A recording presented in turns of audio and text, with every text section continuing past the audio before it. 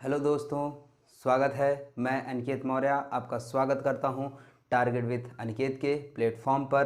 तो जैसा कि हम लोग मैथ में पढ़ रहे थे तो हम लोगों ने 4 अध्याय का अध्ययन कर लिया है। तो आज हम लोग शुरू करने वाले हैं मैथमेटिक्स के 5वें अध्याय की, जिसका नाम है समांतर श्रेणी। इसको हम कहते हैं अर्थमेटिक प्रोग्रेशन। तो इसमें सबसे पहले हम लोग सीखते हैं कि समांतर श्रेणी का व्यापक रूप क्या होता है। तो एकदम शुरुआत से शुरू करते हैं बच्चे, एकदम शुरू से शुरू करते हैं। तो समांतर श्रेणी का व्यापक रूप क्या होता है? समांतर श्रेणी, ध्यान रखिएगा, समांतर श्रेणी का व्यापक रूप। ध्यान रखिएगा, क्या पढ़ेंगे हम लोग? पहले सबसे पहले व्यापक रूप। देखिए समांतर श्रेणी क्या होती है इसके बारे में भी हम बात करेंगे। तो पहले समझ लेते हैं व्यापक रूप क्या होता है। मान लेते हैं श्रेणी क्या होती है, सबसे पहले ये सीख ले। श्रेणी जो होती है वह होती है संख्याओं की एक ऐसा सिस्टम होता है। क्या होता है? एक सिस्टम होता है, एक क्रम से संख्याओं का व्यवस्थित क्रम। ध्यान रखिएगा, इसी के बारे में हमको अध्ययन करना है। तो मान लेते हैं उस श्रेणी का व्यवस्थित जो क्रम है उसका पहला पद क्या है? ए है। तो दूसरा पद क्या हो जाएगा? ए प्लस डी हो जाएगा। और तीसरा क्या हो जाएगा? ए प्लस 2d हो जाएगा। और चौथा क्या हो जाएगा? ए प्लस 3d हो जाएगा। इसी तरीके से अगर हम चलते जाएं तो a plus n minus 1 into D हो जाएगा। क्या हो जाएगा? a plus n minus 1 into D हो जाएगा। तो यह एक श्रेणी है और यह समांतर श्रेणी क्यों कही जाती है? ध्यान रखिएगा, इस श्रेणी का समांतर श्रेणी क्यों कहा जाता है? तो ये सबसे बड़ी बात होती है। इसको पहचानते कैसे हैं? तो सबसे पहली बात, तो किसी भी श्रेणी की शुरुआत कहीं से होगी। क्या होगी? किसी भी श्रेणी की शुरुआत कहीं से होगी। तो जहां से शुरू होगा उसको हम कहेंगे क्या भैया? प्रथम पद। क्या कहेंगे भैया? प्रथम पद। तो इस श्रेणी की अगर हम बात करें, इस श्रेणी की अगर हम बात कर लें तो इस श्रेणी का जो पहला पद है वह क्या है भैया? ए है। क्या है? ए है। अब एक चीज आती है, क्या? सर्वांतर की बात आती है। क्या आती है? सर्वांतर की बात आती है। सर्वांतर मतलब सर्वांतर, ध्यान रखिएगा, सर्वांतर की अगर हम बात करें तो इस श्रेणी में जो सार्व अंतर आता है, ध्यान रखिएगा, इसका क्या नाम होगा? सार्व अंतर। ठीक है, क्या होगा? सार्व अंतर। इसको हम सर्वांतर भी कह सकते हैं। क्या कह सकते हैं? सर्वांतर भी कह सकते हैं। नाम क्या है इसका? सार्व अंतर नाम है। ठीक है, इसको हम प्रदर्शित करते हैं किससे? डी से प्रदर्शित करते हैं। अब मान लेते हैं ये श्रेणी का पहला पद होगा, ये श्रेणी का दूसरा पद होगा, ये श्रेणी का तीसरा पद होगा, ये श्रेणी का चौथा पद होगा। तो सर्वांतर कैसे निकालते हैं ये भी सीख लेते हैं। सर्वांतर निकलता है a2 माइनस a1 से। ध्यान रखिए, अगर यह कौन सी श्रेणी है? समांतर श्रेणी है। तो a2 माइनस a1 बराबर होगा किसके? a3 माइनस a2 से। और इसी तरीके से बराबर होगा किससे? a4 माइनस a3 से।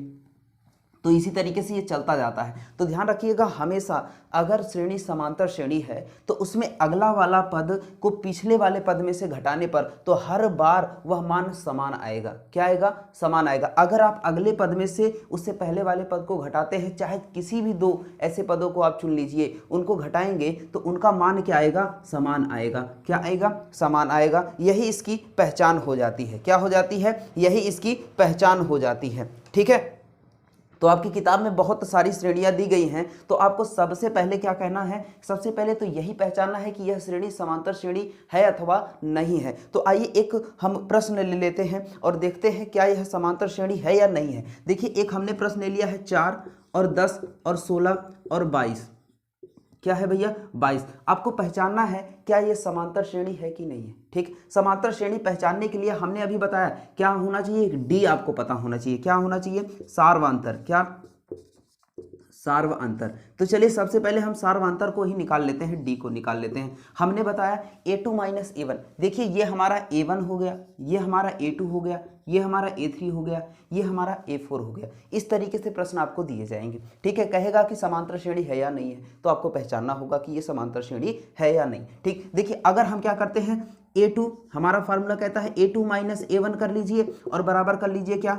a3 माइनस a2 कर लीजिए। क्या कर लीजिए? a3 minus a2। तो चलिए a2 माइनस a1 कर लेते हैं। तो 10 माइनस 4 कर लेते हैं। कितना आएगा भैया? जरा देखिए, ध्यान रखिए, ये बराबर होना चाहिए। अगर हम a3 कितना है भैया? 16 है। और उसमें से a2 को घटा लेते हैं, 10 है। तो जरा देखो यहाँ से क्या आ रहा है, यहाँ से अगर हम देखें तो दैट इंप्लाइज आ जाएगा, यहाँ कितना आएगा? 6 आएगा और यहाँ भी 6 आएगा। इसका मतलब है कि यह बराबर आ रहा है। क्या आ रहा है? बराबर आ रहा है। तो यह श्रेणी क्या है?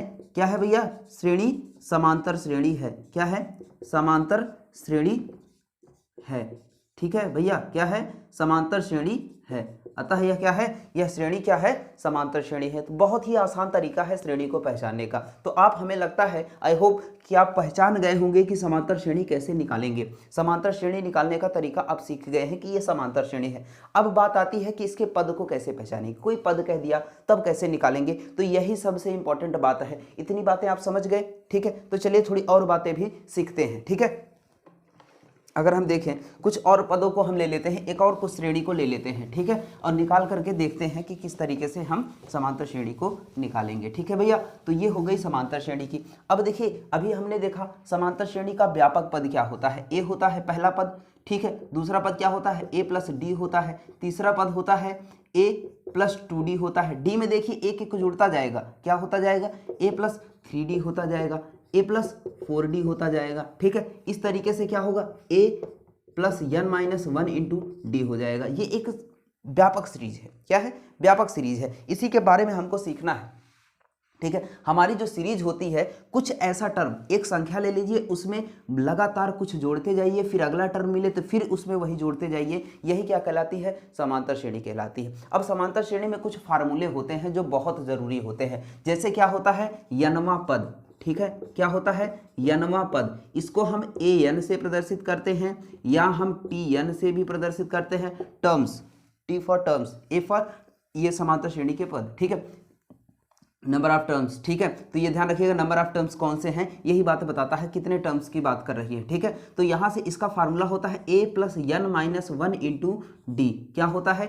a plus n minus 1 into D. अब n की वैल्यू कोई भी देख लेते हैं पहले यहाँ पे। अगर हम n की वैल्यू, अगर हमको कौन सा पद चाहिए, देखिए कौन सा पद चाहिए भैया, अगर हमको a3 चाहिए तो हम क्या करेंगे?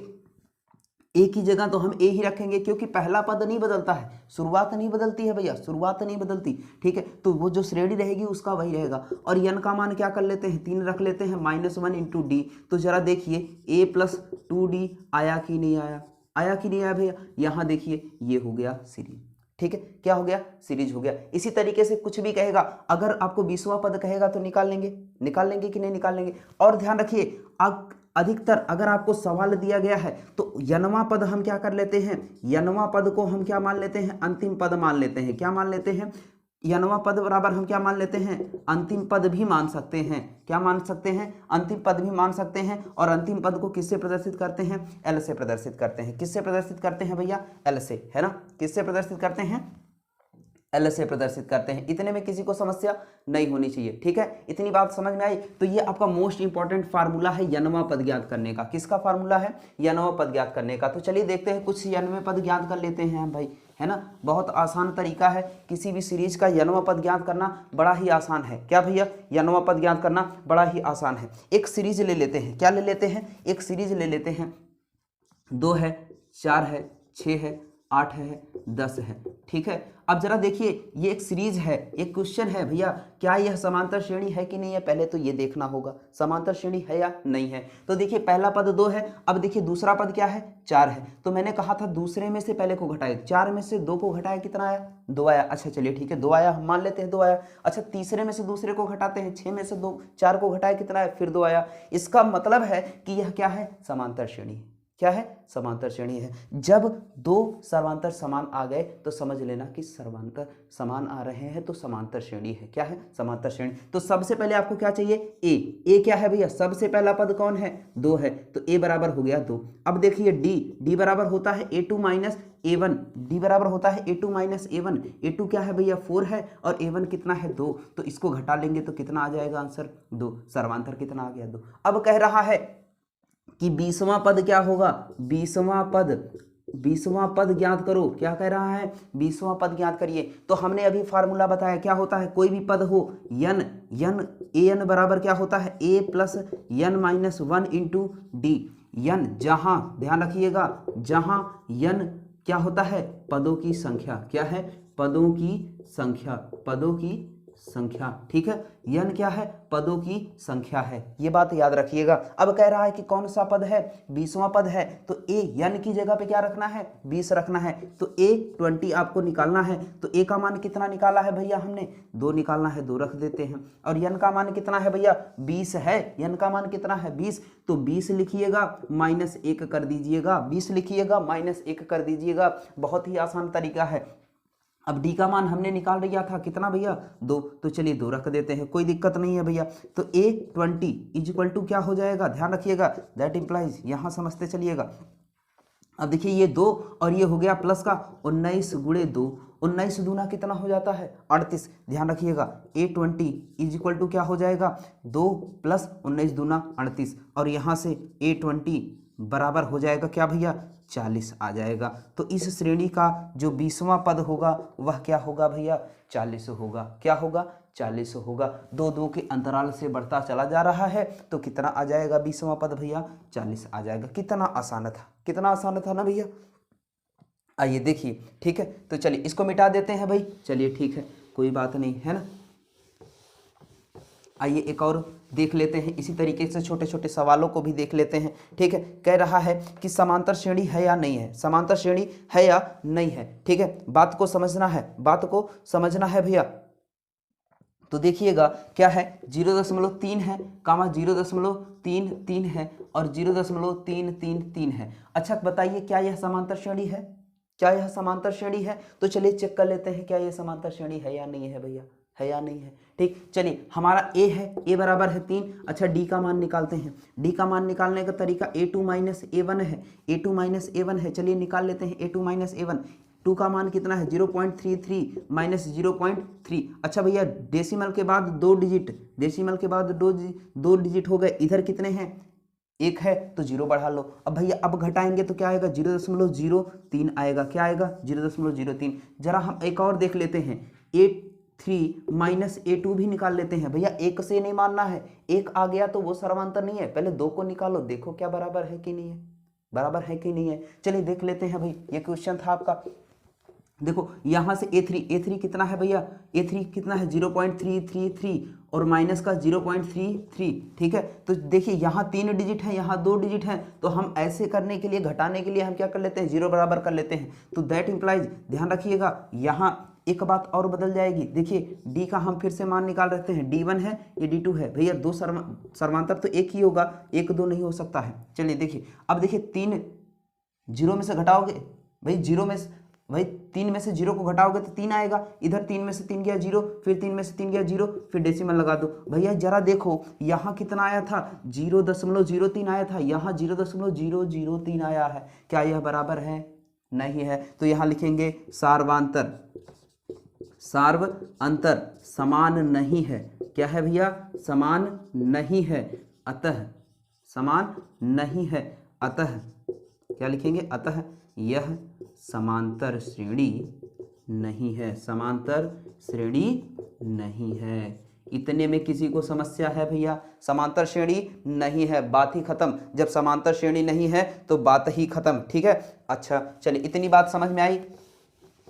आपकी एनसीईआरटी का एक प्रश्न है भैया, कहता है, एनसीईआरटी का एक प्रश्न है, ध्यान रखिए, कहता है कि प्रत्येक किलोमीटर का एक टैक्सी किराया है। क्या है भैया? प्रत्येक किलोमीटर का एक टैक्सी किराया है भैया, उसको आपको निकालना है। ध्यान रखिएगा, प्रति किलोमीटर, ध्यान रखिए, प्रति किलोमीटर किराया जो ले रहा है वह कितना है? ध्यान रखिए, प्रति किलोमीटर, प्रति किलोमीटर, ध्यान रखिएगा, प्रति किलोमीटर का जो किराया है वह कितना है? 8 रुपए है। कितना है? 8 रुपए है। और ध्यान रखिएगा, एक चीज और कह रहा है, जबकि, ध्यान रखिए, जबकि प्रथम किलोमीटर का, क्या कह रहा है?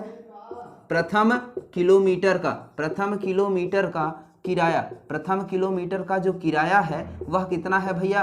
15 रुपया है। कितना है भैया? 15 रुपया है। तो कह रहा है कि क्या ये संबंध जो है, जो संबंध, जो सूची है, क्या यह समांतर श्रेणी को दिखाता है? क्या कह रहा है कि समांतर श्रेणी को दिखाता है क्या? तो सबसे पहला देखिए, ध्यान रखिएगा, पहला किराया क्या है? पहला किराया क्या है भैया? 15 रुपया है। पहला किराया हो गया। प्रथम किलोमीटर का किराया क्या हो जाएगा? प्रथम का किराया, प्रथम, ध्यान रखिएगा, प्रथम किलोमीटर का किराया, किलोमीटर का किराया, प्रथम किलोमीटर का किराया कितना है? 15 रुपए है। अच्छा, द्वितीय किलोमीटर का किराया, द्वितीय किलोमीटर पर किराया, 2 किलोमीटर अगर आप जाते हैं तब किराया कितना होगा? 15 रुपए तो पहले लग जाएगा भैया, पहले किलोमीटर का 15 लग जाएगा। और कह रहा है कि हर किलोमीटर, हर अगले किलोमीटर का क्या लगेगा? पहले का तो 15 लगेगा, दूसरे का कितना लग जाएगा भैया? 8 और जुड़ जाएगा, कितना हो जाएगा? 15 8 भैया 23 हो जाएगा। अब कह रहा है कि नेक्स्ट तीसरे किलोमीटर का किराया भैया, तीसरे किलोमीटर का किराया कितना हो जाएगा भैया? अब देखिए दूसरे किलोमीटर से आगे जा रहा है तो दूसरे का कितना है? 23 है, फिर 8 जुड़ जाएगा, कितना हो जाएगा भैया? कितना हो जाएगा? 31 रुपए। तो क्या भैया जरा देखो, क्या यह समांतर श्रेणी नहीं बन रही है क्या? हर बार 8 8 ही तो बढ़ रहा है। तो मैंने यही तो बताया था कि अगर समान रूप से बढ़े, समान जुड़ते जाए तो वही तो हो जाती है समांतर श्रेणी। तो कह रहा है, तो अतः यह क्या होगा? अतः क्या मिल जाएगा? 15 और क्या मिल जाएगा? 23, फिर 31, इस तरीके से। अतः यह एक समांतर श्रेणी है, यह एक समांतर श्रेणी है। क्या है भैया? समांतर श्रेणी है। ठीक है, समांतर श्रेणी है। इतने में किसी को समस्या है कि है क्या? नहीं होनी चाहिए। ठीक है, तो चलिए, ये तो बहुत छोटे छोटे सवाल थे। आइए कुछ और प्रश्नों को भी देख लेते हैं। अब कुछ और प्रश्न दिए जाते हैं।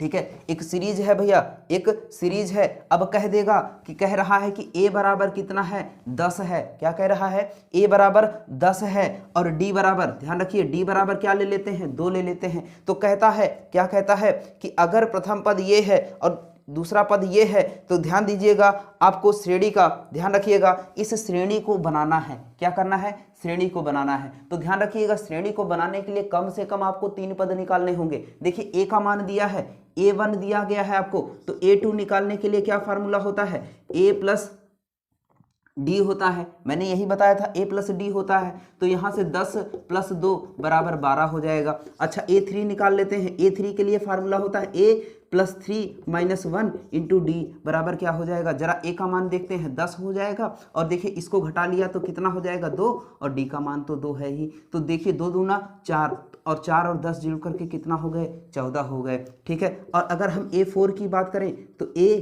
प्लस 4 माइनस 1 इंटू डी, ध्यान रखिएगा 4 माइनस 1 इंटू डी हो जाएगा। क्या हो जाएगा? 4 माइनस 1 इंटू डी हो जाएगा। तो देखिए a का मान तो 10 है भाई, ये तो बदलने वाला है नहीं। ठीक है, a का मान बदलने वाला है नहीं, तो यहाँ से क्या हो जाएगा भैया? a प्लस n, 4 में से 1 गया, कितना हो जाएगा? 3 और 2, बताओ भैया कितना हो जाएगा? 3 दूना 6 और हो गया 16। अतः प्राप्त सीरीज ना, प्राप्त श्रेणी भैया, इसको इंग्लिश में सीरीज कहते हैं। क्या कहते हैं? सीरीज। अर्थमेटिक प्रोग्रेशन भी कहते हैं। क्या कहते हैं? Arithmetic progression. ठीक है, ध्यान रखिएगा। अतः प्राप्त श्रेणी क्या हो जाएगा? पहला पद क्या है? 10 है, दूसरा पद क्या है? 12 है, तीसरा पद है 14 है, और चौथा पद है 16 है। इसी तरीके से ये बढ़ती जाएगी। ठीक है, बढ़ती जाएगी कि नहीं बढ़ती जाएगी भैया? बढ़ती जाएगी कि नहीं बढ़ती जाएगी? ठीक है, चलिए अब इसी तरीके से एक प्रश्न कह देता है, मान के चलो यही एक प्रश्न है आपके सामने। क्या है? यही एक प्रश्न है। तो कह रहा है कि इस श्रेणी का 20वां n बराबर 20, या चलिए तो 20 निकाल चुके हैं ना, तो चलिए 17वां पद निकाल लेते हैं। क्या निकाल लेते हैं? 17वां पद। तो हमारे पास फार्मूला क्या होता है? an is equal to a plus n, ध्यान रखिएगा क्या होता है? a plus n minus 1 into D होता है। क्या होता है? Plus n minus 1 into D होता है। तो चलिए कौन सा निकालना है हमको? 17वां पद निकालना है। a 17 बराबर क्या हो जाएगा? a का मान कितना है भैया? जरा ध्यान दो, हमको बताओ तो। a का मान कितना है भैया? 10 है, तो a का मान 10 रख दिया। ठीक है, n का मान कितना है भैया? 17 है, तो 17 माइनस 1 इंटू डी का मान कितना है? 2 है, तो 10 प्लस 17 में से 1 गया 16 और गुणे 2 हो जाएगा। ठीक है, इतनी बात समझ में आई? 16 दूना 32 और 10 प्लस 32 कितना हो जाएगा? 42 हो जाएगा। क्या हो जाएगा? 42। तो इसका भैया आपसे पूछ रहा था कि कौन सा पद? 17वां पद। ठीक है, 17वां पद। ठीक है, 17वां पद आपको निकल गया। ठीक है, इस तरीके से पद अगर पूछेगा तो निकाल लेंगे ना भैया। तो चलिए बहुत अच्छे। ठीक है, तो चलिए कुछ और भी प्रश्न हम देखेंगे। ठीक, चलिए भैया एक प्रश्न और देखते हैं, थोड़ा नए तरीके का प्रश्न है। एक प्रश्न है हमारा कि जिसमें कुछ पद दिए गए हैं। क्या दिया गया है? एक श्रेणी है, ए है, 2a है और 3a है और 4a है। तो कह रहा है कि पता करिए कि ये समांतर श्रेणी है या नहीं है। क्या कह रहा है कि पता करिए ये समांतर श्रेणी है या नहीं है। अगर ये समांतर श्रेणी है तो इसके 3 और पद निकालिए। कह रहा है कि समांतर श्रेणी है तो इसके 3 और पद निकालिए। क्या आप निकाल पाएंगे भैया? क्या आप निकाल पाएंगे? तो आप कहेंगे बिल्कुल निकाल पाएंगे भाई, निकाल पाएंगे ना। तो चलिए आइए देखते हैं तो कैसे निकालेंगे। ठीक है, तो सबसे पहले लिखेंगे ए बराबर a1 कितना है भैया? ए ही तो है। a1 कितना है? ए ही तो है ना भाई। अब इस तरीके से कहेगा तो आइए निकाल लेते हैं पहले a2 minus a1। a2 minus a1 कितना होगा? तो a2 कितना है? 2a है और a1 कितना है? a है। तो बराबर कितना आया? a आया। चलिए एक और निकाल लेते हैं, a3 minus a2। a3 minus a2 निकाल लेते हैं। अब यहाँ से a3 माइनस a2 3a और माइनस 2a है। 3 टॉफी में से 2 टॉफी आपसे कोई मांग लेता है तो कितना बचता है? सिर्फ एक ही तो बचता है, एक ही तो बचता है। तो चलिए a4 माइनस a3 कर लेते हैं। a4 माइनस a3 करेंगे तो कितना हो जाएगा? 4a minus 3a। 4a में से वही 4 टॉफी थी आपके पास, 3 ले ली किसी ने, तो कितना बचा? सिर्फ एक ही तो बचा। अब जरा देखिए क्रमागत अगर हमने पदों का अंतर निकाला है, किसका निकाला है? क्रमागत। दूसरे में से पहले को घटाया, तीसरे में से दूसरे को, चौथे में से तीसरे को। तो यहां देखिए क्रमागत पदों का अंतर क्या है? समान है। तो तुरंत लिखेंगे अतः, क्या लिखेंगे? अतः क्रमागत, ध्यान रखिएगा, क्रमागत पदों का अंतर समान है। अतः यह सूची समांतर श्रेणी है। क्या है भैया? समांतर श्रेणी है जिसका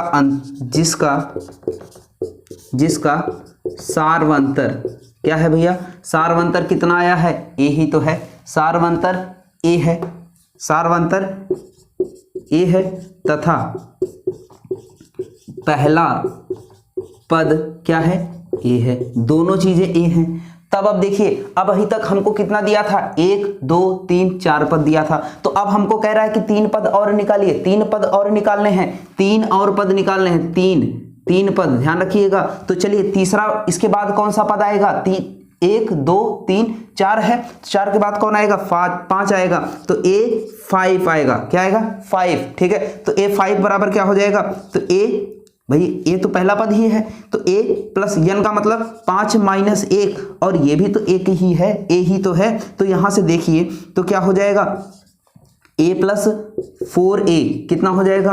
5a हो जाएगा। ठीक, इसी तरीके से a6 निकाल लेते हैं तो क्या हो जाएगा? a plus 6 minus 1 into a। तो यहां से क्या हो जाएगा? a प्लस 5a, और यहां से कितना हो जाएगा भैया? बराबर 6a। भैया आ रहा है कि नहीं आ रहा है? अतः इसके आगे के 3 पद कौन हो जाएंगे? ठीक है, अब इसको देखिए a7, भैया 3 पद कहा था, 5वां निकाल लिया, 6वां निकाल लिया, 7वां निकाल लेते हैं तो क्या हो जाएगा? a plus 7 minus 1 into a। फिर से हो जाएगा, d भी तो a है, d मतलब सर्वांतर भी तो a ही तो है। फार्मूला आपका तो यही होता है ना, an is equal to a plus n minus 1 into d। ये बहुत अच्छे से याद रखिए फार्मूला। ठीक है, अच्छा, अब ये यन जो होता है यल भी बन जाता है। क्या बन जाता है? यल अंतिम पद भी बन जाता है, ध्यान रखिएगा। तो यहाँ क्या हो जाएगा? a प्लस 6a बराबर कितना हो जाएगा? 7a। अतः श्रेणी, अब हम भाई श्रेणी लिख लेते हैं। श्रेणी, पहला पद a, दूसरा पद 2a, तीसरा पद 3a, चौथा पद 4a, 5वां 5a, 6वां 6a और 7वां 7a डैश डैश डैश। ठीक है, इस तरीके से श्रेणी प्राप्त होती। ठीक, इतनी बात समझ में आई कि नहीं आई? ठीक, तो चलिए इतना नोट कर लेते हैं। अब आइए कुछ और प्रश्नों को भी हम कर लेते हैं। ठीक है, इस तरीके के प्रश्न आपको देखने को मिलते रहेंगे। ठीक है, इस श्रेणी में जितनी भी सवालें आपको दिखती हैं, इस चैप्टर में जितनी भी सवालें आपको मिलती हैं, उन सभी को आप लोग कर लीजिएगा। ठीक है, एक सीरीज है, एक प्रश्न है, कह रहा है कि 2 अंकों की कितनी संख्याएं 3 से विभाज्य हैं। कह रहा है कि 2 अंकों की कितनी संख्याएं, कह रहा है संख्याएं 3 से विभाज्य है। किससे विभाज्य है? 3 से विभाज्य है।